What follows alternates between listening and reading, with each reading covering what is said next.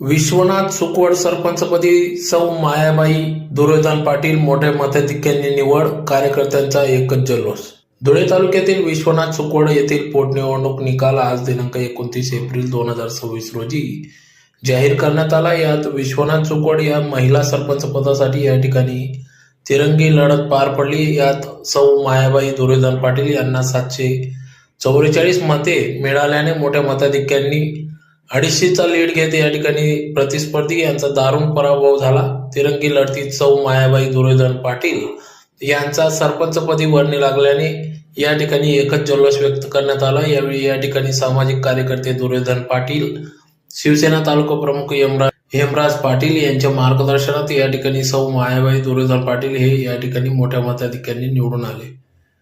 यावेळी या ठिकाणी अरुण पाटील, दत्तू पाटील, लोकेश पाटील, कल्पेश पाटील, पांडुरंग पाटील, दिलीप पाटील, कैलास पाटील, रघुनाथ पाटील, युवराज पाटील, जहागीरदार पारधी, सुनील पाटील, पिकन पाटील, अभिजित पाटील आदी सर्व पदाधिकारी, ग्रामस्थ यांच्या सहकार्याने, विश्वनाथ सुकवड सर्व ग्रामस्थांच्या सहकार्याने या ठिकाणी निवडणुकीत सौ मायाबाई दुर्योधन पाटील या मोठ्या मताधिक्याने निवडून आल्या. तर येत्या काळात दिलेल्या आश्वासनाची पूर्तता करून गावाचा विकास करू असा विश्वास या ठिकाणी व्यक्त करण्यात आला.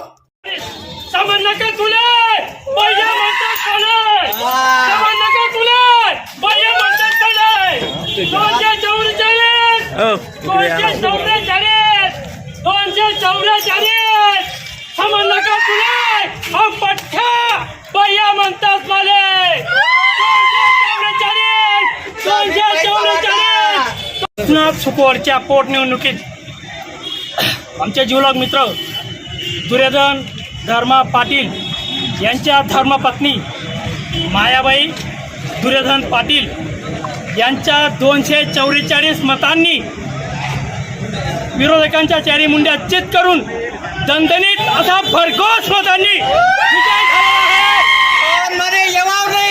याशिवाय राहणार नाही. का तुला भैया म्हणतात माले, का तुला भैया म्हणतात माले. राम मंदिरच्या आशीर्वादाने भरघोस मतांनी विजय झाला. जय शिवाजी, जय शिवाजी. कोण मनाशी येत नाही. लीड कितला ना. गाव कोणा मागे, गाव कोणा मागे. समजलं का तुला, समजलं का तुला. विश्वनाथ सुकवड ग्रामपंचायत दरम्यान राजीनामा दिल्यामुळे रिक्त पद